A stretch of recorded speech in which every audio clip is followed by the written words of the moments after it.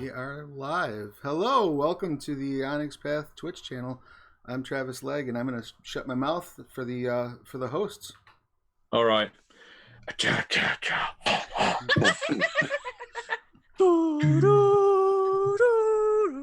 trying real hard to do the theme song right now, since I'm sure nobody can tell what the hell's happening. Yeah, I don't remember our theme tune. I mean, we only edit it into every episode. Welcome to it when I edit it in. just cut at a random point every single time. No, I know where to cut it now. Welcome to the Onyx Pathcast of a sort. If you're watching this live, you're watching it on Twitch, and you're watching it with visual as well as audio. And people who are listening to this post-date won't have seen my exclamation there with my hands and eyes. I am one of your hosts, Matthew Dawkins, and I'm joined by my co-hosts, Dixie Cochran, who is drinking Eddie Webb. She's drinking Eddie Webb? Well, this is the thing. Usually, so many questions right now. Usually, I wouldn't have known that, and I would have gone. I was ready to say hello. hello. Pause. I would have been able to edit out. Okay, I'm joined by my co-hosts, Dixie Cochran. Hello. And Eddie Webb. Hello. And we're also joined by a guest who already introduced the stream, Mr. Travis Legg. Hello. We'll get on to you in a minute, Travis. I will sit here quietly and patiently. Yeah, you don't have to be patient. You can keep interrupting. That's the way we do things, anyway. Yeah, right, exactly. This episode is a rather special one because, as already mentioned, we are streaming live on Twitch at the same time as we're recording it. We'll be putting the audio up on Podbean as we usually do, and it will therefore become accessible to those audio-only listeners out there, which is absolutely fine. Now, I don't think we're going to be doing anything terribly spectacular just because we've got the use of cameras, but you will get to see finger guns. You will get to extreme close-ups with Eddie Webb.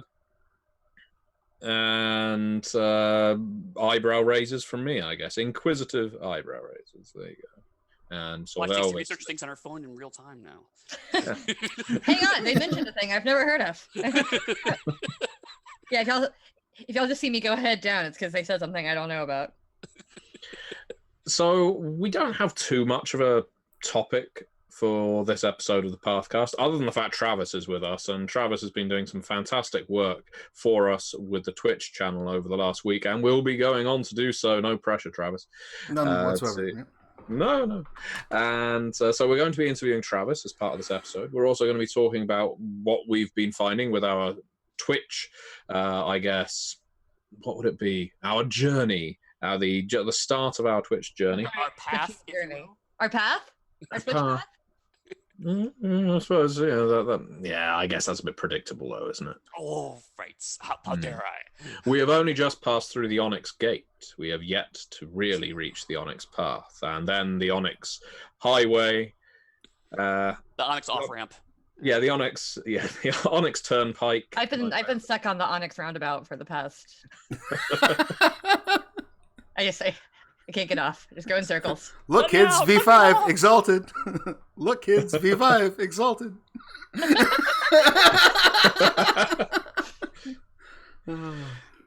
Where was I? Yeah, we'll be talking about all kinds of random bullshit like we normally do.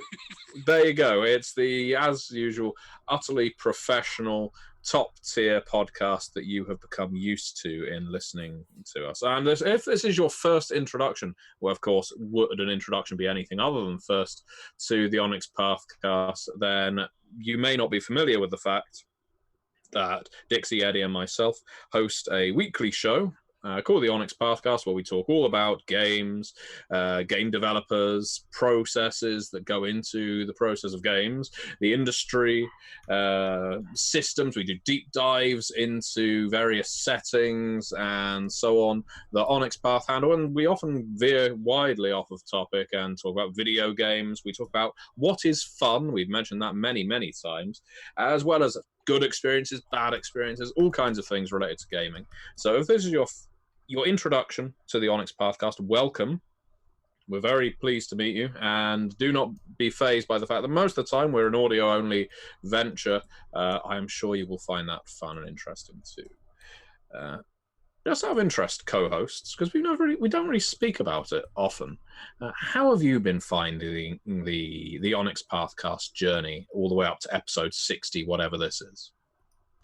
I was really hoping you were just going to ask how you've been finding it, so I could be like, Podbean or any podcast. All right. Well, don't worry, we can seamlessly edit this, Dixie. How have you been finding it? No, we're live.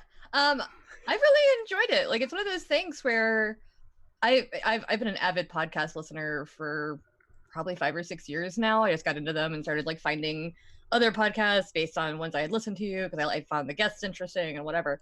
And so when Eddie last year or whatever it was 2 years ago, almost a year and a half ago, I don't remember when it was. But like Eddie sent out like hey, maybe we could do this thing, and I was like, yep, let's do it. So you know, it's been super fun. I love talking to everybody.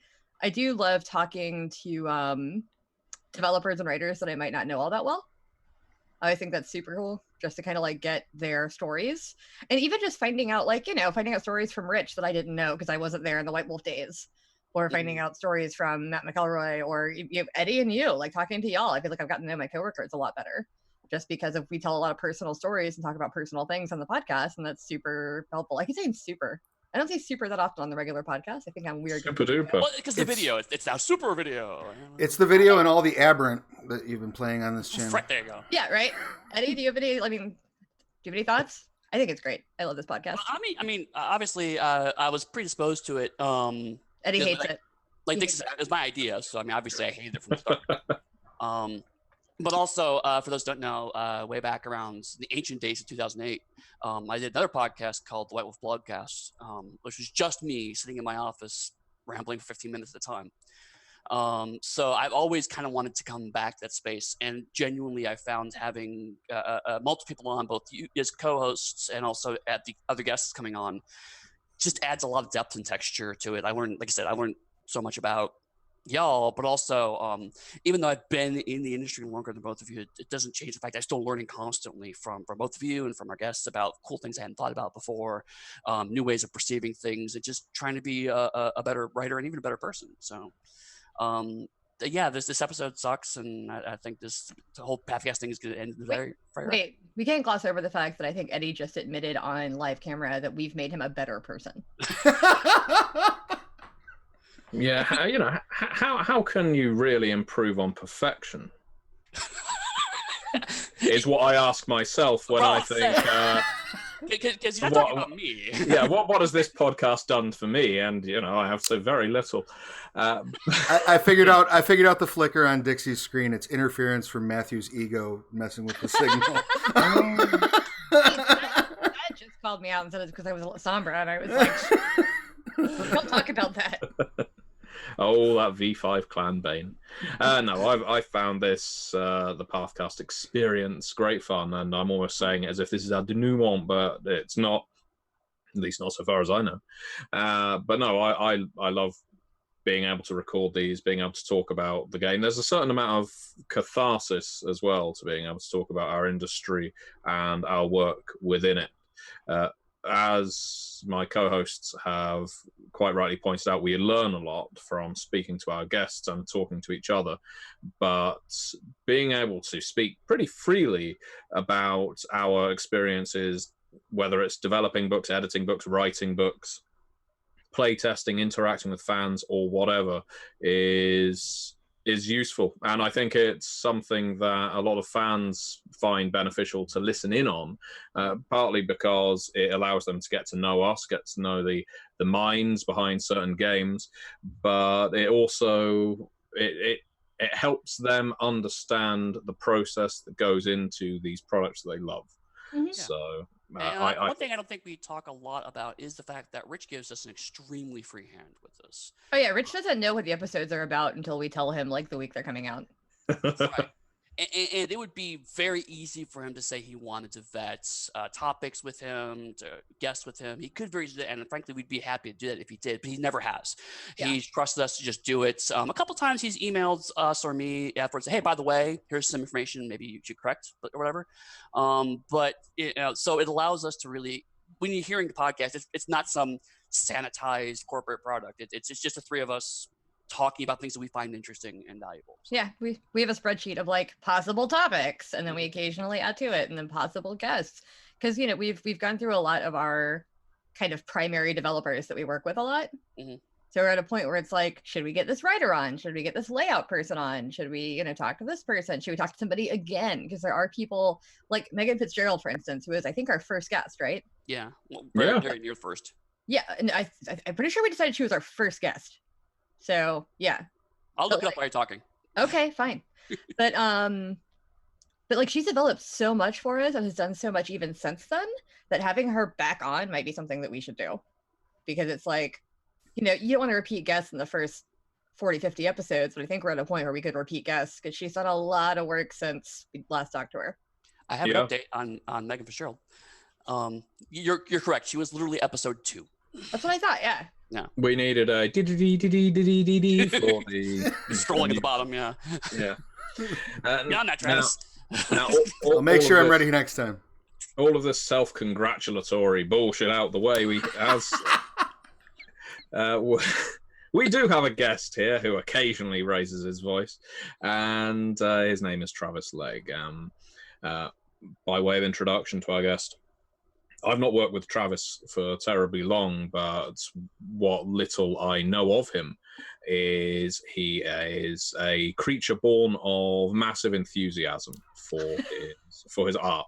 He is a fantastic writer, developer, and Twitch host. And this is just in a short time in which I've known him. And I'm not doing this to make him get all embarrassed. I'm conveying to you, the viewers and listeners, that sometimes you work with someone and they leave a massive impact on you straight away. And I've been nothing but impressed. So it's my delight to be able to have Travis on our Twitch channel with such regularity in our launch week, but also here on the Pathcast. So Travis, welcome to the Onyx Pathcast. Thank you. That's all that stuff is that you just said is super sweet. I really appreciate it. I'm glad that the viewers can watch me blush while you talk. Don't worry, it'll go downhill from here. It's fine. It's very kind. So Shut now up, let's Alexa. talk about your flaws. What's your 5-year plan, Travis? No respect. No respect.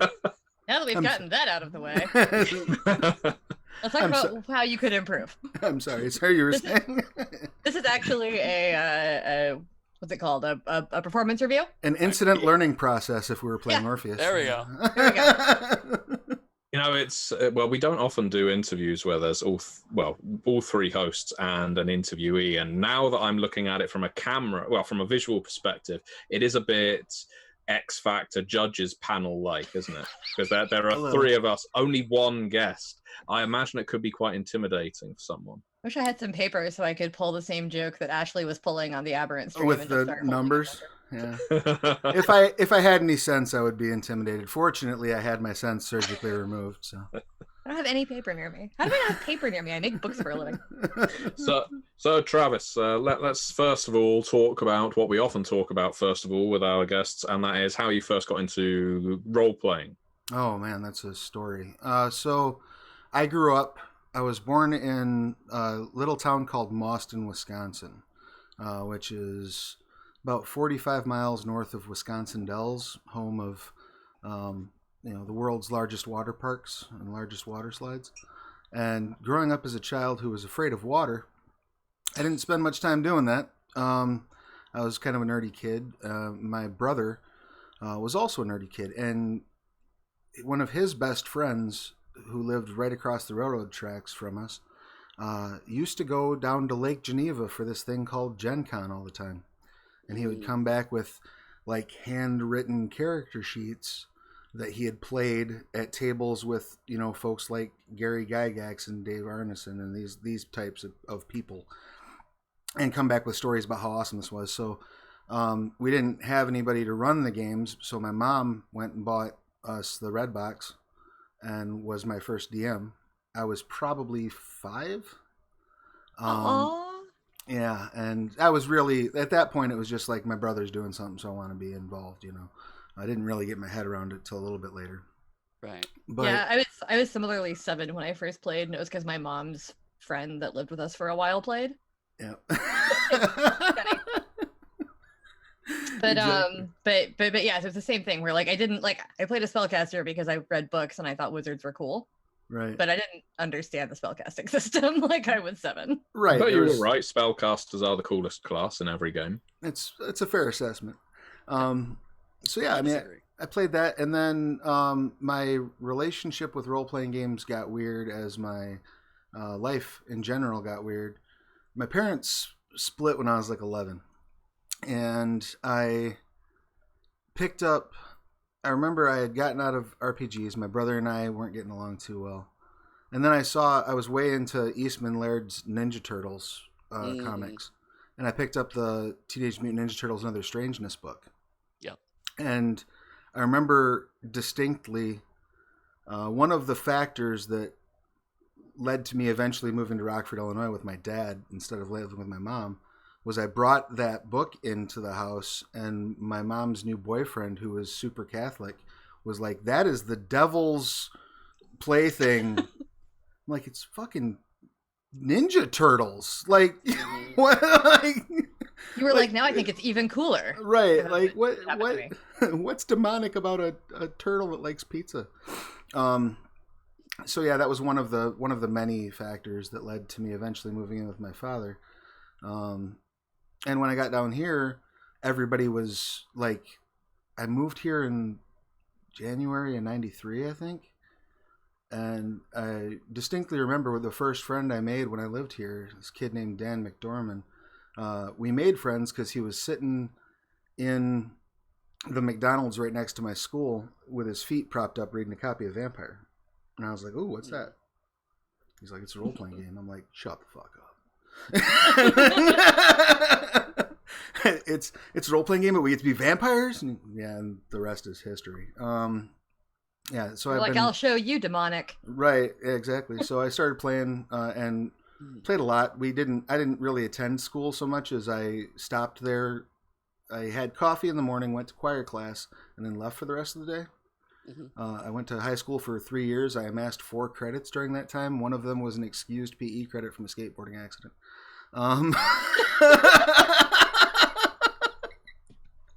And yeah.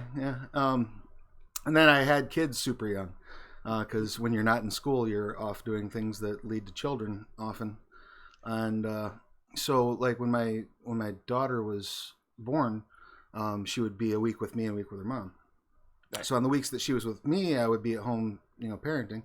And the weeks she was with her mom, I would spend every night at Denny's with my friends who were all in college, running role-playing games. And I was like that for about 4 years, where it was literally like 7 days out of 14 I was running a game. So it really became just kind of a central focus in my life, and remains so ever since. How did you migrate from the playing and running of games? And it sounds like it formed a pretty large part of your life. Yeah. From that to creating them, getting them published. So the open game license came out for 3rd edition D&D, and a bunch of us had always talked about like this would be cool to do, right? Like making a game of our own would be cool to do. But none of us felt like we had the intellect to design a system. So that was kind of always our stumbling block. Like, we can come up with worlds all day long, but making the math work, we none of us thought we could do it. Turns out it's not nearly as hard as we thought it was, but at the time we were like mystified by this process. So when the open game license dropped, we were like, oh, the system's there and it works. We can just bolt on what we want to with it. So that's how we took the world that eventually wound up becoming the Contagion RPG that I did in 2004. First edition came out. That's how that came together. We just took this kind of urban fantasy world that we had all. I had 2 partners at the time, Darius McCaskey and Toy Caesar, and we built this world kind of out of nothing, slapped it into the OGL system, which looking back on probably wasn't the best system for that world to be inhabiting. But we made it work and started publishing, and it kind of remained at the hobby level for quite some time. Eventually, Toy and Darius got out of it completely. I kept doing occasional releases for it, but as the kids got older, I went back to school, got my diploma, went to college, started studying through a arcane series of events, wound up in the media production program, and then started making movies. So there's a period for about 7 years of while I was making movies that I wasn't doing any role-playing game work. And then I dipped my toe back into it kind of at the end of my indie film career because I got tired of having my heart ripped out every 18 months. You can set your calendar by it. Every time I finished a film, something horrible would happen in relation to that film. So I started shifting my focus over there, and the DMs Guild started right about that time. And I was very fortunate in that I was an early adopter of it, and that the work I did was well received. But the thing that really sort of propelled me to the point where I was able to really knuckle down and do this full time was that I had a collaboration with MT Black, who's probably, if not the best seller on the DMs Guild, one of the best sellers in the DMs Guild. And he brought me on to work on Xanathar's Extraordinary Vault. And that sold enough that I was able to create a pad to cope with like shutting off other client work and just focusing on role-playing game stuff. And then I wound up over here. I think through, because I've known Matt McElroy peripherally for a long time. Because we published through, we were, I think, like the 80th person to sign up, the 80th company to sign up at RPG Now, something like that. Wow. Like we were super early adopters of PDF, partially because it was a way to make games that didn't cost us any money. Mm-hmm. Like my business partner at the time, Darius, thought this is going to be the future, and I was like, "This is cheap. Let's do it." And you were both right. Yeah, exactly. So I had known Matt through that, and we met at a couple cons and whatnot. But once I started doing, I think, more of the DMs Guild stuff, I think, if I'm not mistaken, he recommended me to Eddie to do I don't remember if it was Pugmire stuff first that I did, or if it was the Scarred Lands GM screen that I did first. One of those two. No, it was Pugmire first, because the Racing Vault was still kind of in the process of getting off the ground, but Canis Minor had already launched. Right. He's like, this guy's doing great stuff in DM's Guild. You should check him out. That's okay, cool. And then we brought you on as one of the early people for Canis Minor, and then kind of just snowballed from there. Right. Wait. So it's been an awesome kind of upswing in ramping up doing this full time. I've been fortunate. I had some stuff that had occurred in my personal life that led me to using work as a coping mechanism, kind of. There were some events that were going on that there was nothing I could do about. I had done everything I could do. I had some family trauma that we went through. Right. There was nothing I could do except exist in it. And so rather one of my sort of coping mechanisms, as healthy as it may be, is just to bury myself in work. If there's nothing else I can do. That's super healthy. That's all. But never backfires. Right. Not once. No, but I mean, Advice to everybody. But on the bright side, though, I mean, I coupled that with doing the things that one needs to do. So, Right. Going to therapy, using the tools that I learned in therapy to cope with the stresses in my life. But whenever there was a space that wasn't that, the thing that I found most fulfilling was work. So, not that I'm 100% well adjusted by any stretch, but I was also taking care. I was also doing maintenance. You can drive your car a lot as long as you make sure you change your oil frequently. Right. And now it's something I know I've advocated lots of times, is the idea, especially when you're self-employed. is that if you don't take care of yourself, you stop producing, and if you stop producing, then if you're self-employed, your company stops working. Right. So definitely, it seems like you should always be picking up as much work as possible. The reality is, like you're saying, is that you need to take care of other stuff, make sure that your personal life is in order, or at least is reasonably so. Right. And being aware that if things are getting in the way of you doing your work, or if you're working in the way of things you do in your personal life, either of those cases, you got to shift things around if you ever can. Oh yeah, Yeah. I think all of us have probably fallen into that trap of when there's something else is suffering. The only thing we can do to take our minds off of it and to feel like we're still being productive and useful is to work and work and work until we burn ourselves out and start disliking. I know I've certainly been there sometimes recently. So it's definitely a relatable story. Well, and we have the added benefit of working in a industry that deals in fantasies and power fantasies, and in dealing with the idea that good can triumph over evil, and that the world makes some modicum of sense. or vice versa. Also make games where we can be the jerks we want to be and just lash out and right. rip things down because we're so frustrated too. I mean, that's the other side of it. I mean, but both of those are attractive in very different ways. Absolutely. Well, recently, of course, you've been running our Twitch channel. Yes. And before that, you were running an actual play on your own channel. Yes. And as the two people here with the most experience of that are yourself and Dixie. Dixie's, of course, been playing in your game. And I wondered if, Dixie, you're the person who's been getting the hands-on experience of this. What have your thoughts been? Let's critique Travis. What are your thoughts on Travis's GMing style? What does he bring to the table? And how have you been finding the Twitch rollout? I'm gonna critique Travis. Do it. That's why people are here. We don't improve without critique, Dixie. Well, the first thing I played with you was the Pirates of Pugmire actual play, true. the one shot. Which was really fun, partially just because I got to play.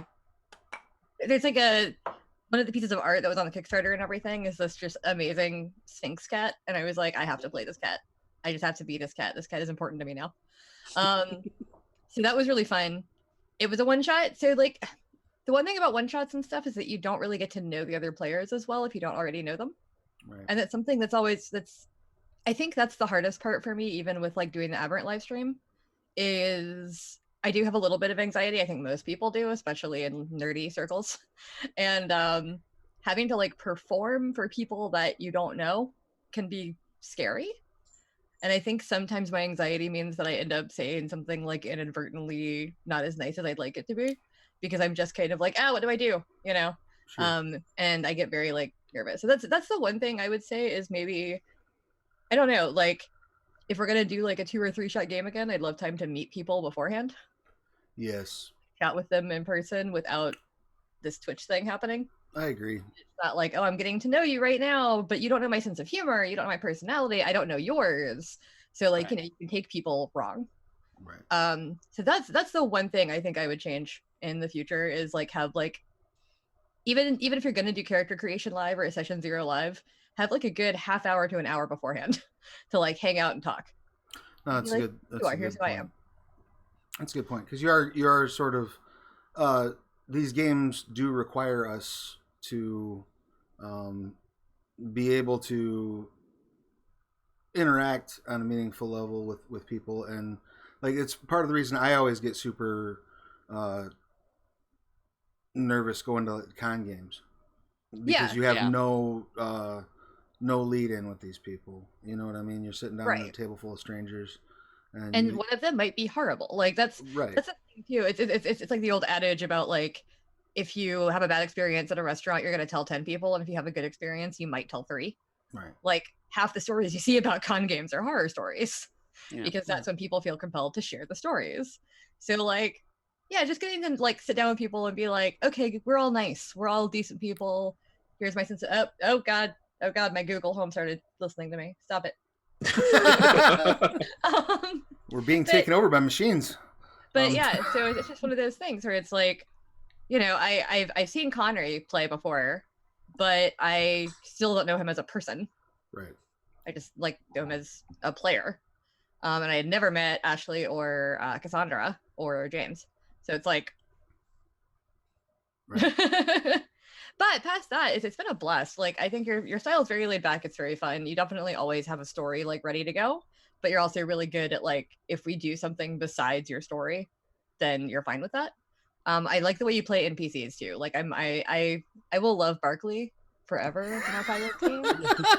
Like, we loved him so much, we named our boat after him. Well, thank you. Won it in a bet, and he was this adorable little puppy, and I loved him. It means a lot to hear. So I've had a good time with all your NPCs, especially you. You tend to play these kind of like, I don't know, kind of like sad sack but earnest characters. So like Barkley and then Lightning Bug were both amazing. Like this terrible superhero that can't fly, like flies at the half speed he walks at, but still flies because he thinks it looks cooler. That was amazing. I'm a huge fan of the idea of like, especially in fantastical worlds, these people that really don't have any business sticking their nose out in it. The fish out of water type of thing. Mm-hmm. The idea that I can be amazing too. Well, sure, but in a different way. You get to be the heart of the team because you can't really fly, dude. Well, yeah, and that's why Barkley was so fun, because he was just like, "I'll watch the ship. I'm cool. I don't need to go ashore with you and have adventures. I'm fine. I just got this boat." For anyone who hasn't been, I guess, up to speed with all of this, Travis has been running Pirates of Pugmire, has been running Aberrant for a bunch of us on our Twitch channel, and that footage is likewise on our YouTube channel. So if you're not watching this live and you are listening to it and you're not in a place to be able to watch us live, that's fine. These games are being recorded and uploaded to watch after the fact. Some of them may be edited in the future just to make runtime a little shorter, cut off pre-rolls, things like that. But ultimately, the games that people are watching live will be viewable later on. That's the immediate plan. Yeah. And Travis, how do you think this Twitch launch has been going? Because I think it took some people by surprise that we were just going boom out of the gate. We are going to do a week full of content, and it has really been a week full of content since we. People are going to see me 3 times over the next 2 days. Yeah, it's been a bit of a whirlwind. The cool thing about it is it's been an opportunity to dive into some of the both internally with Onyx Path, but also externally with other people that are generating content that utilizes Onyx Path's games. It's been a really cool experience in terms of coordinating all those things and talking to a whole bunch of people. But it's also been a daunting and terrifying experience in terms of like, let's try to move this mountain range. And one of the things that I've done, I get, I guess, credited with being a very, very productive person. I make a lot of stuff. Part of that's because I'm a workaholic who hides from his pain in my keyboard. But also part of that is because I set aggressive deadlines for myself, so when we started talking about doing this, I looked at the calendar and I said, we can hit affiliate by Gen Con. Let's make it was an optimistic target, wasn't it? But all the math seems to lead to the fact that we will. I think we will, and it's down to your bloody hard work, quite frankly. Oh, thank you. I appreciate that. We are doing this every single day, almost every single day. And when I say we, I mean you. You're the person who is here every single day doing something. So and a huge credit to Ian, because there's a lot of behind the scenes work that Ian's doing, even on days that I'm not. So like over the weekend, we basically just host streams that other channels are generating, and that's 100% Ian. So thank you for doing that, Ian. Ian and Matt McElroy are like our unsung behind the scenes heroes. Excellent. Because they do a lot. Like Ian does so much with their social media. He's been doing so much with the Twitch channel. Even before we started going to hit affiliate, like he was always the one. Like he would sign on to watch other people stream and interact with them and answer questions and all this stuff. And like it's not something that he actually had to do as far as the Twitch stream part of it, but he was doing it to generate interest. And like, I mean, he has his own personal interest in things like Bloodlines, which is why he would pop into a lot of like VPN Bloodline streams. Right. But then he would pop into people playing our games and just be like, "Hey, I'm here to answer questions because I am the Onyx Path. That's my." It's like you ever see anybody talking as the Onyx Path in Twitch, that's Ian Watson. So. Yeah, he just popped up in the chat log with an evil emoticon. Well, I think it's evil. It looks. It's a thumbs up. It's just smiling. It's smiling and thumbs up. But it is, however, called Blood Trail if you hover over it. Well, but So, yeah, evil sounds about right then. Yeah, I think. and Ian's work in doing that laid the groundwork for us, because the biggest hurdle to get over when you go for affiliate is the number of followers you have, and so. Ian already being active on the channel really made it just a matter of math for me. And one of the things that is interesting in launching this channel, just in terms of like in the context of the other work I'm doing with Onyx Path. So I'm all the Scarred Lands stuff I'm working on. There was a huge burst of behind the scenes activity as we were figuring out kind of where Scarred Lands is going for the next 2 years or so. And all of that came to a specific point that I'm not used to necessarily as a creator, which is the point where I send that the fruits of those labors off to writers, and then I wait. And I don't wait good. So so having this project pop up kind of, I mean, I think if I remember correctly, I emailed the stuff for the contracts for the writers to get filled out like the day before the Twitch channel launched. Mm-hmm. So it was really just like right from one thing into another. The timing worked out great. I had a lull between, then and Gen Con because everybody else in the business is running around like chickens with their heads cut off getting ready for Gen Con. And I lucked out in a way in that when I go to Gen Con this year, I don't have any of my own product I'm there to sell. I'm like riding a friend's booth, basically, shaking babies and kissing hands and going to panels. So I don't have to. Shake babies.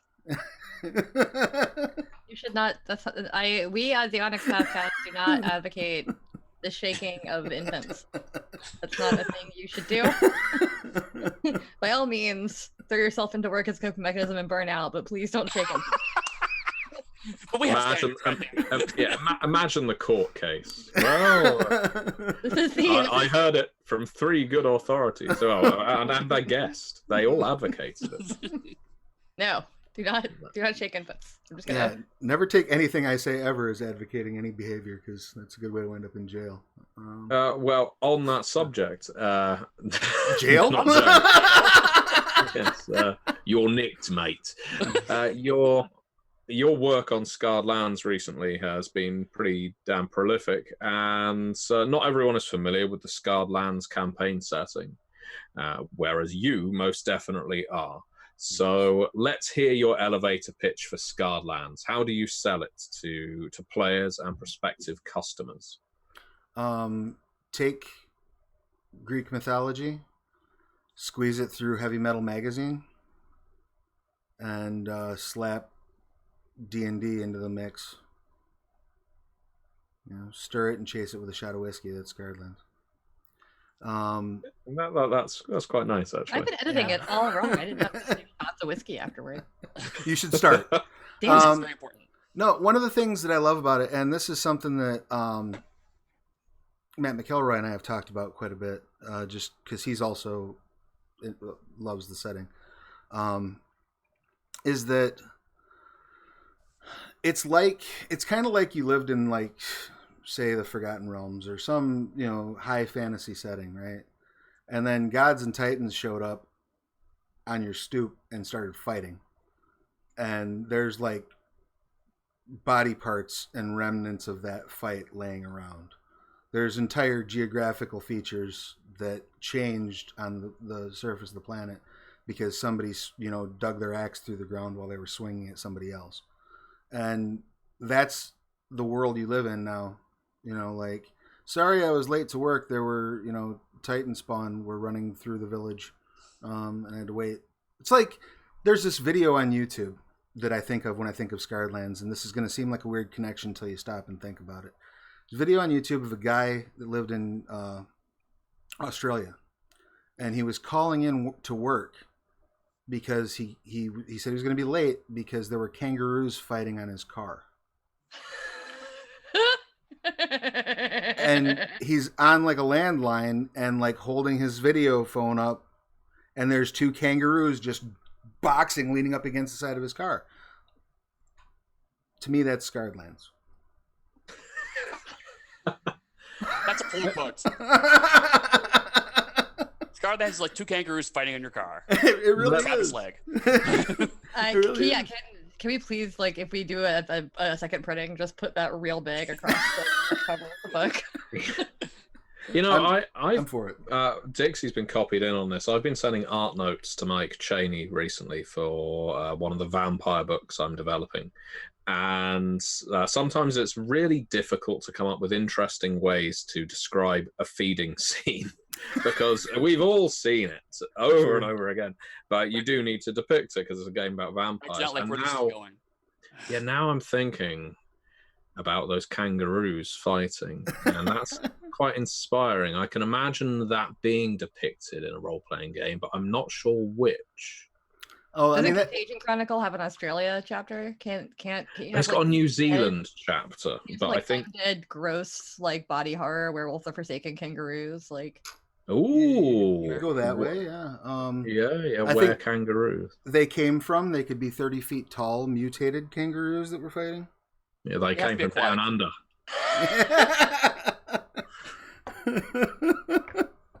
I'm for it, but no, it's to me it's that level of madness happening. But then one of the things that I'm focusing on, and this is another place where it's weird because I'm not 100% sure like what we can and cannot talk about publicly as developers. I try to always defer to the wisdom of those who are of a higher pay grade than me.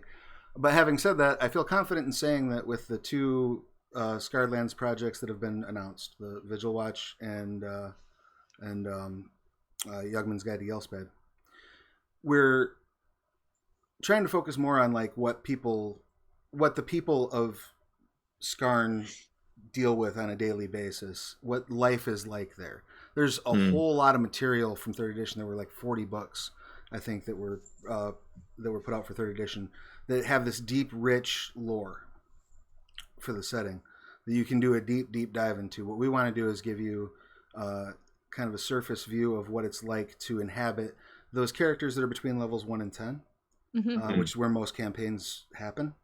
And that's different. You're probably not gonna roll up and go toe to toe with, the highest priest of a god or like a god's avatar at level 10.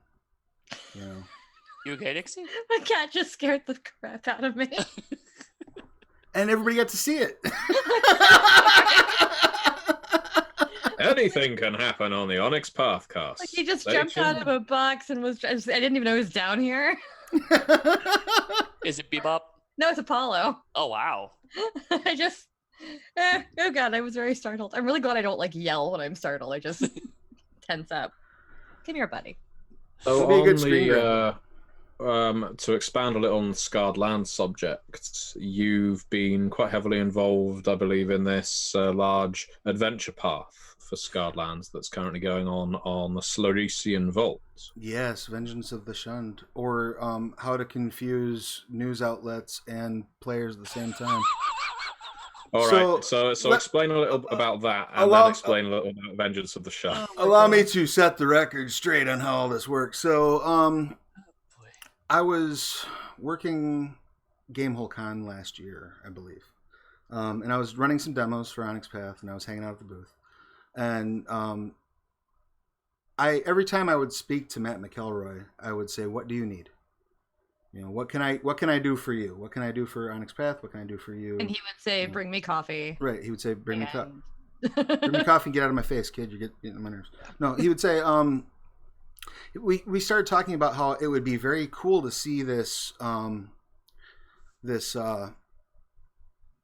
community content program generate something that was like multiple creators working together to create kind of like a campaign that was interconnected adventures.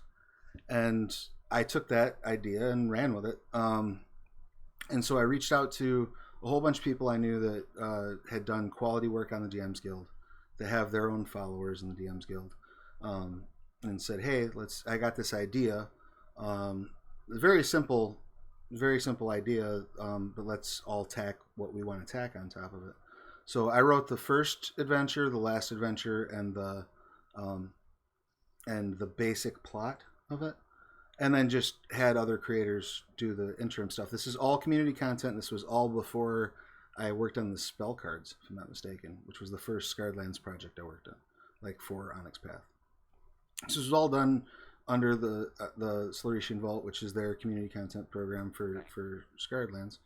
And in the interim, while we were planning this out, because it was 20 creators working together to make, I think, including side quests, there's 18 adventures, and then we've got like a creature book that focuses on the creatures we've created and included in the campaign. There's a gazetteer we're doing that covers the locations we touch on, and there's a planar index that basically just gives a real brief blurb about the planes that we interact with in the campaign and how those might affect your character if you visit them in 5e. So it's 21 books, I think. I might be wrong on those numbers, but it's close to it. It's 20 or 21 books. that's so many. It's So a many lot. It's a lot of stuff. And so I was going somewhere with that. Oh, right. So I'm coordinating all that stuff. It took a long time. We started concepting this. I started actually talking to people that weren't Matt McElroy about it probably last December. Mm-hmm. So we've been at it for a while, and now it's coming to the forefront. But in the interim, I have become the line developer for Scarred Lands. Mm-hmm. So like Blood C5e is an Onyx Path official release that I developed, that Celeste Conowitz wrote for Scarred Lands, but we also have this Vengeance of the Shun thing coming out. And so again, Eddie can throw spitballs at me if I'm telling too many stories out of school here, but the way we're kind of seeing it is, we want the community content to feel as close to being part of the setting as we can. We want it to feel welcomed and opening, and we want people to come in here, kick the tires, drive the setting around, make cool content, and we'd like it to be attached as much as possible to what we're doing on the official end. You know what I'm saying? We'd like people to have that focus. We'd like it to feel like more like a tier of content creation than it is this separate thing, this dirty area where we let the children play. You know what I mean? We want it to be we want it to be a place where we're recruiting people up. And I think you'll see, as the writers are talking about signing on for Vigil Watch and for Yugman's Guide to Gelspad, you're going to see some writers who have stuff up on the Solarian Vault, because that's where we're looking for, for Scarred Lands creators. Yeah, I know some people have kind of compared community content to the so-called like minor leagues, and I don't think it's necessarily fair. I can see why they make the analogy. It's like, you start making content here, then eventually you get hired up. But like you're pointing out, you're still working in both spaces. So it's not like you stop working in this one space because you're now working in a quote-unquote official space now. It's rather just two different niches. I mean, when you're working on the official side, it's work for hire, and you're working at the directive of people like me and Rich and saying, hey, we need you to make X, Y, and Z. Whereas in community content, it's basically make anything you want to as long as it fits within this box. Right. So it's two very different areas that they can feel connected, like you're saying, but I increasingly have the opinion that there should not be a value placed on one over the other just because one is published by a company and one's published by an individual. Mm-hmm. I agree completely. And the other thing that I just want to get out into the universe before I forget to say it, there are some people that just work better in a community content space. Sure. They work better when they have these broad bumpers that they need to adhere to, but otherwise they get to be the captain of their ship. Mm-hmm. I get that impulse, and there are people that are just better that way. That maybe shouldn't be seeking work for hire because that's not, they don't like the flexibility. You know, when you go, once you're in the thing and you got to run a pitch to Rich, and you got to, you know, you have 3 or 4 different hands in the pie. You got to be good at saying, "Oh, I like that idea too. Let's do that."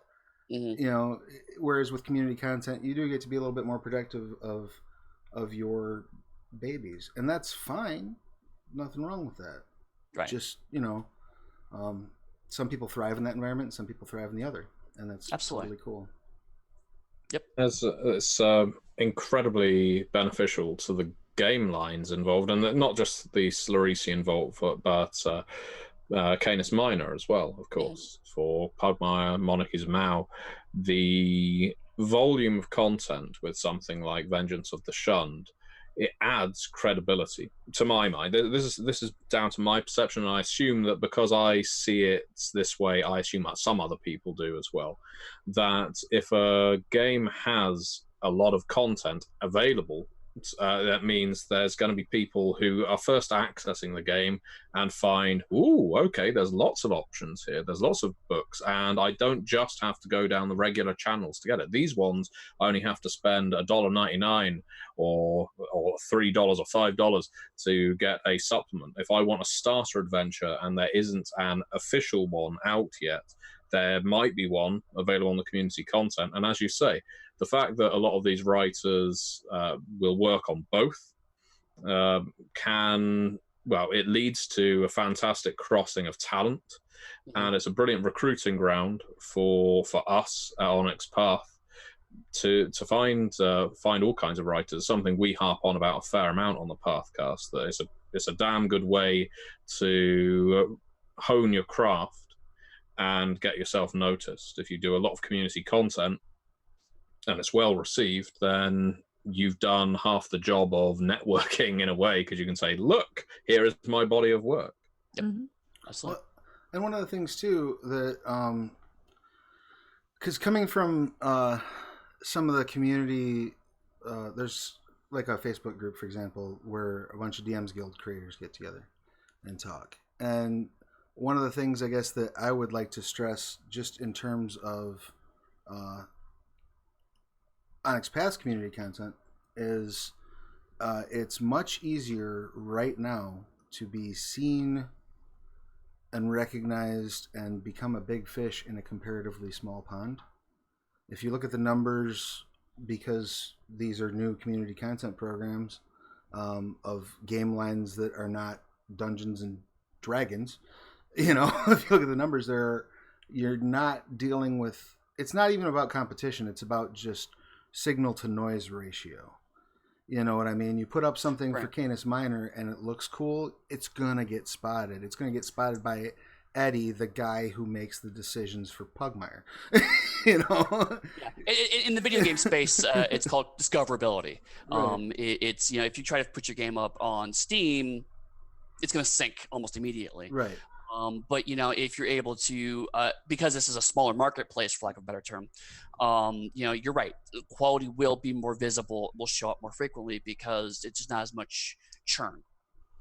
Right. Whereas the chances of, say, you know, pulling a name out of my tailpipe, Chris Perkins, noticing what you put up on Dungeon Masters Guild, pretty small. Right. You know, by virtue of it just showing up there. You know what I mean? There are other factors that can come into play, but, you know, I tell you what, as the Scarred Lands line developer, and before being the Scarred Lands line developer, I multiple times a week will go look at the Slurisian Vault to see what's new. Mm-hmm. You know, just because I'm a fan of the setting, let alone, you know. So, but tracking everything that's new on the Dungeon Masters Guild is exercise in futility. Right. There's just so much. So much. And so much of it's just, you know, this is a class I thought was neat in a Word doc, have fun, which is fine and great, and I don't want to discourage anybody from doing that kind of content. You do you, boo. But That doesn't scream like, oh, this guy needs to get hired tomorrow. Right. Yeah. If all that makes sense. Moving on from Scarred Lands, unless any of my co-hosts have any other questions about it. I was actually wondering if the Vigil Watch setting or the book is going to tie into the Vigilant novels at all that we're doing. No, and in fact, I actually was just talking last night with Sarah, the author on Vigilant. Yeah, Sarah and Fran are great. I love them. They are amazing people, and boy, howdy, they know Scarred Lands lore. Yeah, they do. But so they're occupying geographically, they're occupying sort of a central point around which all of the Vigil Watch will be taking place. Okay. So we're kind of surrounding them. They're covering that section, and the Vigil Watch is because one of the, I guess, mission statements for it is to dial in and elevate some of the areas of Gelspad that have so far not been horrendously well detailed. Okay, so I mean they'll be complementary on some level. Right. Yeah. It'll be more like a companion piece, because the areas where they're setting their novels are well documented in the lore, are well developed. If you want to run a campaign in Vesh, you have resources all day long. Okay. If you want to run a campaign that focuses on, for example, the Manticora homeland that they're sort of building out of nothingness, that's basically a new 5e development, not a whole lot of material to draw from. Right. So okay, that's kind of what we're trying to do is bring these other areas up to that level. Yeah, I was just a big fan of the novel when I edited it, so I was curious. Since you mentioned Vigil Watch, I was like, those novels are cool. But it's really cool to have all the updates around everything else too, since they're doing such a good job of fleshing out that area in the fiction. So yeah, right, being able to sort of and that way having everything have a complementary piece of lore you can grab from, and then they've got a couple. I know they've got a couple of other novels planned, so we'll see how that all shakes out. Maybe they can start running around in the areas that we're detailing in game. Very cool. That's my question. I was going to ask about this online caper that we have embarked upon, and you are leading right now, Travis. What, if in case anyone is unaware, what the plans are for this Twitch channel, what your thoughts are, what you would like to see, and what is coming up in the short term as well? So the hope is we've got tomorrow, like tonight and tomorrow, we're still in our sort of launch party, right? There's a couple more things we're going to handle. I know I'm going to talk to Dixie about, do a Q&A with Dixie about Exalted and Chronicles of Darkness. We got to get a time figured out for that for tomorrow. And then tomorrow we're running the Aberrant game, which the Kickstarter will be just wrapped up on. So I would recommend everybody who's watching this to go back to Kickstarter so we can have an extra special victory party at our last Aberrant Collateral Damage stream. Then we're going to probably be dark during Gen Con. Yeah. Because everybody's at Gen Con. I had an idea I talked with Dixie about. But we might be dark during Gen Con. We'll see what's up. That there might follow the channel so that if there's surprises, you'll see them. But once that's done and we get back from the con and all the dust settles, our aim is to have some sort of content every day. That's what we'd like to ramp up to, is have actual play content every day. Whether it be an internally generated stream, there's 3 streams that I know of for sure we will be launching. There's a Scarred Lands stream that I don't have a name for yet. I'm waiting. I'll probably be getting the details of that finalized at Gen Con. You put blood and dark in the title. That makes it Eddie's favorite. There you go. Blood. It'll be the night of feral blood darkness. That's what we're going to call it. The night of feral blood in darkness shadows, or shadowy dark. There's Paws and Claws Pugmire, which Jessica Markram is going to be the guide for. and Catherine Evans is going to be running Athens, Ohio for Scion, and those will be regular weekly 2-hour streams.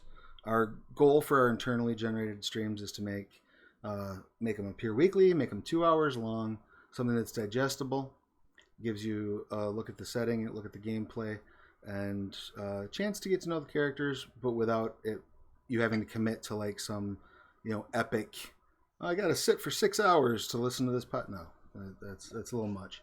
And then once we get the actual play schedule kind of hammered down and working and figured out, I would love to do more Q&A type stuff, focus in on, as we're doing a Kickstarter, bring on the people that we're talking that are working on that, things along those lines, having just more chances for the audience to interact directly with people at Onyx Path, so that we can have just one more outlet for feedback and for communication. And then obviously, as we get these streams ramped up, as we approach affiliate and partner status, start doing things like, some giveaways during the streams for folk, doing some things to just coming up with some cool emotes. I know a lot of people have wanted Pugmire emotes for their chat stream. Unlocking affiliate and then working our way toward partner will help with stuff like that. And I'm sure each game, we have enough game lines that coming up with a couple of cool emotes for each one, we will always be hungry for more emote spaces. I've already got so many of those emotes in like the various Slacks and everything. Yeah, it's definitely like import some of them at some point. Yeah. I've got a question for you, Travis, regarding all this online gaming. Do you ever get to do face-to-face gaming these days, or is most of your gaming over the internet? Until very recently, I had a Tuesday night game that it was just me and a bunch of my, artsy buddies would sit around and play Dungeons and Dragons. And every once in a while, I would co-opt them. I believe Eddie and Dixie probably heard the playtest I did. I pressed them into service when we were doing Pirates of Pugmire because I was working on the ship combat rules. Mm-hmm. Right. And those were people from my Tuesday night game. That has fallen by the wayside kind of for the summer. We may resolve because one of the players is a wedding photographer. So all he does from, May till September is go to people's weddings and eat their cake and make all his money for the year. So hopefully in September we'll resume that. And then I have a couple of like once a month I get together with some friends type stuff. But yeah, I do get to play face to face every now and again. I don't get to play ever, but what GM does really. Yes, it's the curse of our people, Travis. It is. It's true, and it's a hard sell when you work in the industry. It's a hard sell to get somebody else at the table to take over the GM screen. You know what I mean? Oh, definitely. People tend to be intimidated about running Vampire for me now. I had a storyteller. I didn't have them do this. I didn't command them to. But there was a storyteller who started running a Vampire Chronicle with me and as a player. And by the end of the first session, and I swear I was on my best behavior. I was playing a fledgling who knew nothing about Kindred Society, and so I acted like I didn't know anything about it. But he felt that I was just judging everything that he was doing, that I knew the rules better, that I knew the setting better, and so that everything that he was doing was a misstep. And I can completely understand why he might think that, because anyone who's prone to feeling intimidated about these kinds of things may well do, and there's certainly some people who aren't going to be polite about the amount of knowledge they have.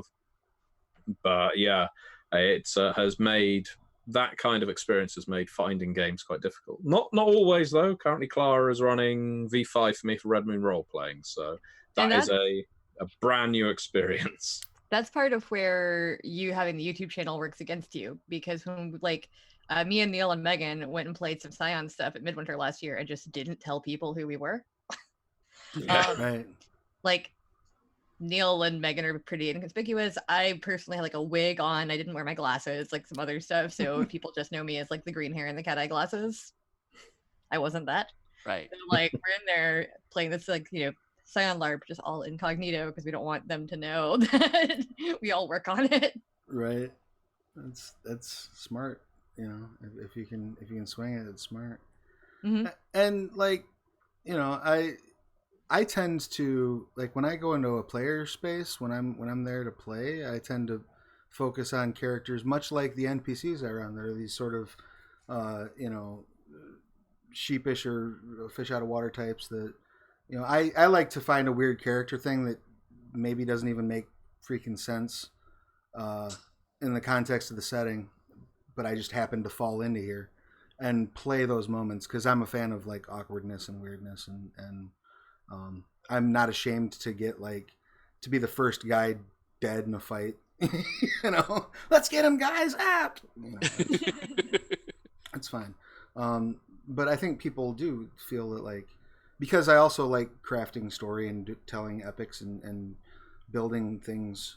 I think people that have seen those kinds of games that I run, because not everything is silly, though everything does have some silly in it. I'm a big fan of if you can't inject a little bit of levity into your horror, you're not doing horror right. Mm-hmm. You have to have that give and take. There has to be that rhythm. Yeah. I was going somewhere with all that. Forgot what it was. I'm not that when I'm a player necessarily. Sometimes when I'm a player, I'm just there to, have fun and the rules are whatever you tell me they are. You're the one that's in charge. Yeah. I also find that I play differently if it's like a convention playtest type game versus a long campaign. Sure. Because in a one shot, and especially in a playtest, you're more likely to take risks. You're more likely to fail on purpose if you're doing like a Chronicles game. There's a lot of things that you're more likely to do because you're trying to see if the game breaks. Right. And also because if it's a one shot, who cares if you die? Like, right. You only play for 4 hours. You might as well like go out with a bang. But if you're playing for a year, I tend to play more cautious characters and try to actually do things the best way. Actually, flex the problem solving muscles, things like that. Yeah. Like, I mean, our last Aberrant game is tomorrow night for this like little kind of 2-shot we're doing, and I'm sure one of us will die, possibly more than one of us. It's okay, it happens. So something terrible is gonna happen. As long as you push somebody off a building, that's all I care about. Oh my god, can I? I'm sure an opportunity will present itself. Yeah, I'm seeing a recurring theme now with these players. You need to watch out, Travis. If you get Eddie and Dixie in a game together, they will just murder your NPCs. I noticed. I saw that. You said he was fine. You said he went to live in a farm upstate with the other NPCs. I don't know. Yeah. They seemed to dive right in when we were running the Aberrant game. They all seemed to dive right into this. We need to preserve life at the expense of talking to the NPC we're here to see. He got exploded into salsa. It's one of my favorite comedic things. I don't know why it is, but like off-screen grabs and things happening just in the periphery to me are hilarious. I don't like if you can dial right into like the trope, the cliche. You have a shepherd's hook come off the side of the screen and pull an NPC out. I am on board. I don't care if it's the most serious vampire game. The Toreador Archon is here, and like you just see whoop. I die. I don't know what it is. To me, it's the funniest visual imaginable. Because your sense of comedy stopped evolving in 1917? Because probably, yeah. I think it's because you're like, man, I missed the Ziegfeld Follies days. Ding ding ding ding ding ding ding. Hey, the classics are classic for a reason. Dropping an anvil on somebody's never not funny. Also, would kill anyone that happens to. Or grand piano. Grand piano. Grand piano's good. Yeah. Mm-hmm. That talk of playing one shots and it feeling different. I don't know what. I think it is just age crustiness that leads You're younger than all of us. I know. You're the youngest. Just think about what I'm saying about all of you. He's British. They age like 5 years for every one of our years. Yeah, we're like he's 170. We're like a fine wine or cheese. And You are cheesy, yes, for sure. not an American cheese, obviously. American cheese isn't cheese. It's pasteurized food product. Exactly. It doesn't mature, that's for sure. It stays perfectly plastic. Anyway. It melts really well, though. I have a story. Anyway, and not insults against the American cheese. I find now it doesn't matter how good a game is at a convention, and I do love playing convention games because it's just a chance for me to completely disengage. I really enjoy being killed off in those games, and I don't need to wait until the end. And in fact, sometimes I really, really love it if I can die about halfway through, because if you die at the halfway point, you're not really obligated to stick around for the next 2 hours. Right. Whereas if you die with 1 hour left, it's a 4-hour session, so you die 3 hours in, you've got to kind of sit there then and watch everyone else play. But if you die at the 2-hour mark, you can then sit in the bar by yourself with a book and a drink, and that's wonderful to me, being able to do that at a convention. I don't go there to see people. That's the most introverted thing I've ever heard. I think this is an old person thing. I think this is an antisocial behavior thing. Like, why do you sign up for the games if you don't want to play them? Because I enjoy playing them. It's like a taster menu. You know, if I go to a restaurant, I like a taster menu. I don't go for 3 full courses. So yeah, same thing with the one shot. I'll swoop in, I'll dive in, I'll roll some dice and say, "Hey, I was here," and you can find me at the bar. No, that's not always, but I can. But no, that is something I have found myself enjoying increasingly. It's fun. It is. It is fun. No, I enjoy very much diving onto swords, particularly if there's a good laugh in it or a good dramatic beat in it. You know, sometimes I know it's tropey and in some contexts even like toxic, but being the guy who dies so that the rest of the party goes on is often fun in one of those too. Yeah.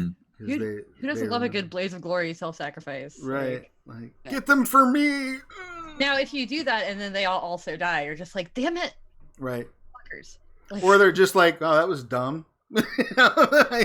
Well, he was an idiot. We should go get pizza. You know. Yeah, I was left with a real reticent to put my characters in harm's way when I first started role playing. The first game in which I had a character die was Deadlands, and I wanted to go out in a blaze of glory, appropriately, and Bon Jovi and all.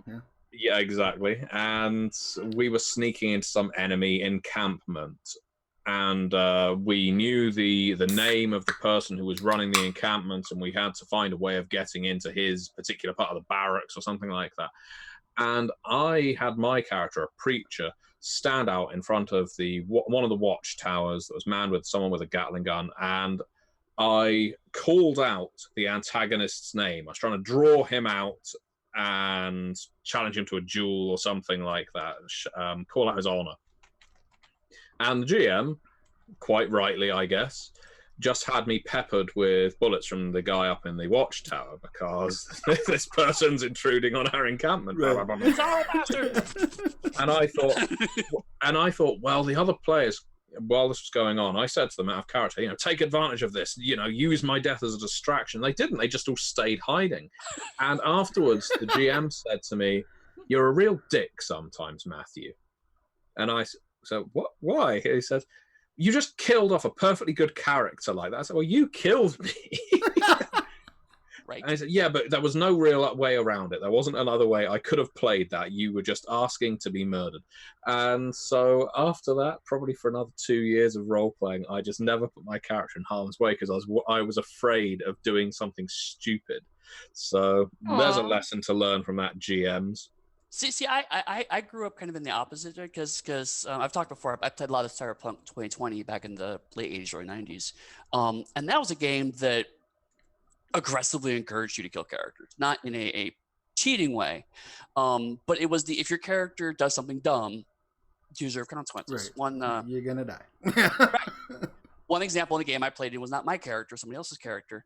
He invested a lot of money in armor all for his body, but did not want to have a helmet because it would hide his face, and he was a very, very big man. And so the first time he got a shotgun to the back of the head, he decided that maybe he should have bought armor for the whole body. So I mean, it was definitely a kind of, oh well, we have to be very careful one. And I think it actually caused the opposite, where it's like we were so reluctant to put something, once we carefully thought about exactly what move we were going to make, we almost ended up being paralyzed at times. So I think it does kind of go both ways. Sometimes having the ability to say, you know what, let's just make a mistake and see what happens, can be a ton of fun. But on the flip side, you're right. It's like it's if going out in the Wizard World would be a lot of fun, and that's what you want to do, just don't discourage people from doing that. That's the tone that the game is shooting for, For sure, yeah, and one of the things I know, a lot of people kind of poo-poo the idea of cross-talking. You know what I mean? Like, we have to immerse. We don't want to break scene. Yeah, I've been at a lot of tables where people kind of, if you're speaking, let's speak in character, or let's at least speak about what's relevant to the character. Personally, I'm all for crosstalk, but B, that's a good time to sit down with the other players and go, guys, this is a opportunity. I don't mind biting the bullet here. And because the idea at the end of the day, all this is we're all sitting around trying to have a good time. You know what I mean? We're sitting around the campfire telling a story, trying to pretend that all the horrors that are actually in the dark around us aren't there for a few hours. You know what I mean? And we're dealing with monsters we can face. Right. Because the world's a cold, horrible, fucked up place. Well, that's a happy note to end on. And we're done. Cut the tape. We're all gonna go cry now. Rather than ending there, as we're on Twitch, we should probably look at the comments in the chat room, see whether anyone has any questions. And you may have questions for Travis, you may have questions for all of us. I think we can dedicate like 5 or 10 minutes to these kinds of things. I've answered a couple in the chat already because I'm a bad person. And one person... That makes you a great person. One person got on me, Night Trace got on me. No, it was Night Trace. Someone got on me for wearing my Champa t-shirt. And Champa is the best. I don't care what anybody says. It was better when he didn't have theme music and it was just booze that chanted him down to the ring. Well, I'm sorry. I know. A wrestling reference done. Yes. done very late into the session though. So. Oh, Dixie, did you tell your co-hosts about my theory that you're going to sneak me at Gen Con or Midwinter or SumCon? Oh yeah, he thinks I'm gonna hit him with a chair. I'm pretty sure. At some point. I'm just gonna be on a panel talking about Scarred Lands, and then here comes Dixie off the top rope with a chair, just bang. So that'll be like the it's like almost like an initiation. Right. Welcome to the club. Here's a concussion. Boom. Is that how you get into this gang? Because I didn't sign up for that. You should have read your contract a lot closer. Yeah, you really should have read that NDA. we reserve the right to do that at any time. Actually, one of the because of all the like terms and conditions stuff that's been floating around recently with like FaceApp, one of the podcasts I listen to, since they have their guests sign a waiver because their like live audience can come on stage sometimes and play games. They had them all sign a waiver, and they altered the waiver so it gave them full rights to like their entire life and their mom and like all kinds of weird shit, and they had the right to like punch them in the face and like all these like terrible things. And of course it was just to make the point that like people don't read waivers. Right. But then they're like, we're gonna destroy them. It's fine. Don't worry. But like technically we have the rights to your entire life right now. Yeah. And also you all have to buy us pizza. Like, have I ever had pizza at a convention? That isn't a question that the audience asked, however. Are there any? All I'm seeing right now in the comments to my right are lots of quotes from Jim Ross, famous WWE commentator, saying, "Dixie off the top rope, by God, she broke him in half." He's from Oklahoma, by the way, Dixie. Yes. By God, Dixie with the chair. Dixie. I do have a chair right here. It's a folding chair. That would be worse, actually. But it would probably still hurt. That'd be perfect. Yeah. My $10 IKEA chair. I'm gonna whack you with. Well, I don't think the WWE invests much more than $10 per chair, given that they break them. Oh, so yeah, I'm sure. It's probably exactly. They may well stock them from IKEA. Who knows? It's a trade secret. Nobody will ever pry that from Vince McMahon's. They buy them at Chairs R Us, I understand. So, do we have any questions? Any Nobody questions at all? No one cares. Okay. Well, thank you very much, No one everyone. wants to know anything about us. No one wants to know anything about us or you, Travis. I know, it's sad. I'm far too much of an open book for people to ask questions during chats. Normally, I think is what it boils down to. They're like, well, he's talked enough. We don't want any more. He's gonna make us overshare. He's gonna make us fucking sad again. No. All right then. So with all that said and notwithstanding, Travis, if someone wants to find out what you're up to, creativity-wise, production-wise, or just on social media, where would they look for you? I am at Travis Legg basically everywhere. So Facebook, Twitter, Instagram. I don't use a whole lot because I have horrible body dysmorphia. So I don't post a whole lot of pictures. Mostly it's my cat. That I post Cat Instagrams are the best Instagrams. Don't let anybody tell you otherwise. It's my cat and like screenshots of the cover of whatever book just came out that I worked on. That's my entire Instagram jam. So yeah, Twitter and Facebook are probably the best ways to get a hold of me. I'm Plastic Age Plays on Twitch when I'm not here on the Onyx Path channel. And I will actually be running my Scarred Lands game this afternoon at 3:30 Eastern. We run for about an hour and a half, Scarred Lands Myths and Matchmakers. We're actually going to be doing something special for the next month or so. One of our cast regulars is on holiday, as one does in Europe. I'm very jealous of the European ideas about days off because we don't do that here.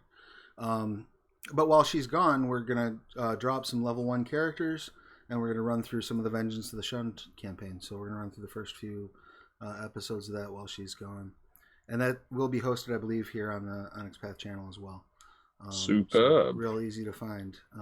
Other than that, I will be at Gen Con in Authors Avenue at Table R, which is the Third World Studios table. If I'm not there, I will be at an Onyx Path panel or at a DM's Guild panel. So come by, say hi. I am a fan of hugs. Let's do that. Let's talk about how metal and awesome Scarred Lands is. You can come tell me how silly this everything that I do is. We're gonna keep calling Scarred Lands metal. We should make the font a lot less readable. We should. It should just like what we should do is we should print it on a coffee mug and then smack the coffee mug into a wall and then take a picture of it. Do you remember those? I don't know if they do them so much these days. Those old birthday cards you'd open up and it'd have some awful impersonator doing an impression of Homer Simpson or something like that, or it would just be a sound effect. Yeah. We need Scarred Lands when it opens to go bow. Yes. Guitar riff. Yeah, just like, what now? Yeah, okay. Get it. What we should do is we should get a wave. There's a YouTube video of like 27 minutes of Paul Stanley's stage banter. And it's the most awkward, horrible thing on earth to witness. And we should have that open when you open the screen. Hey, people! Yeah, let's see if we can get Paul Stanley to guest write a Scarred Lands book. Oh, my God. He won't know what he's doing, but I'm sure he'll take the money and do it. Eddie, now, I know you can't confirm when, but I'm going to ask you anyway because it was in the chat log. Is Deviant the next Cockstar? Why would you ask Eddie that? First of all, it's my line. I have no idea why he's asking me that. I just thought Eddie was immediately to my right. That's how I work. That's how I roll. Dixie, okay. I would defer Dixie on the Cockstarter. Okay, Dixie, knowing you can't answer this. For people who can't see the chat, first of all, we echoed the word Kickstarter as Cockstarter, and now it's the whole thing. Yeah, well, I'm puerile enough to ask you, Dixie, is Deviant the next Cockstarter? It is definitely the next Cockstarter. I don't know what the next Kickstarter is going to be, because we don't talk about that until Rich announces it. But as far as cockstarting goes, I don't think we say this so many times. It is one hell of a cockstarter. And Dixie, if we spell cock like the first syllable of my last name, it could be. Oh, there we go, Cockstarter. It's a cockstarter. Yeah. All right. It's not better. It's not better. Where would people find you, Dixie? Dixie Cyanide, most places. It's there-ish on my little screen right now, which is cool. I don't know. I like being able to point at things. It's fun, but my video is reversed in the Zoom chat, so it's confusing. So I'm just like, what's happening? But yeah, if I meet Cyanide most places, I'll be chatting with Travis at some point tomorrow here, and then I'll be playing in the last Aberrant game. You do only have about a day to go back Aberrant. We're at just under 115k last time I checked. So go buy books, get us stretch goals. What about you, Eddie? So I've recently consolidated all of my work stuff. So now if you go to pugsteady.com, that's where you can find all my work, social media, website stuff. I'm moving my blog to Medium and whatnot. But if you go to pugsteady.com, that's where you can definitely find me. And one of the things I've added is a calendar. So people come to appearances. So I will be wandering aimlessly around Gen Con, not with Onyx Path, but with Extra Credit. He doesn't want to be seen with us anymore. It's true. I'm snubbing all of you. That and also they paid my way. He got a fancy haircut and decided that he wasn't Right. too good for us. Yes, that's true. I didn't need him here. The less Weird Al Eddie looks like, the more he shuns Onyx Path, I think is what it boils down to. There you go. You need to come back to the fold to become Weird Al. I've always thought you were more Charles II. I mean, yeah, I could see. The worst thing I would have heard. I could see that. Yeah, we're gonna have to start calling you the Merry Monarch. There we go. And you can find me on MatthewDawkins.com. And also, I just wanted to say thank you very much to everyone who has really gushed with enthusiasm when it comes to Chicago by Night. Yes. The PDF for Chicago by Night has gone out to backers and is currently acquiring errata. By the time this stream goes onto Podbean, that errata process may have closed, but either way, the sheer amount of positive feedback about this book has been wonderful to read, and thank you so much for everyone who has expressed their love of the book. We loved making it, and I really couldn't be happier with the reception it's received this early on. So, with all that said, many worlds, one Pathcast. Oh, hang on, we're still here. Oh yeah, we have to awkward wave our way out.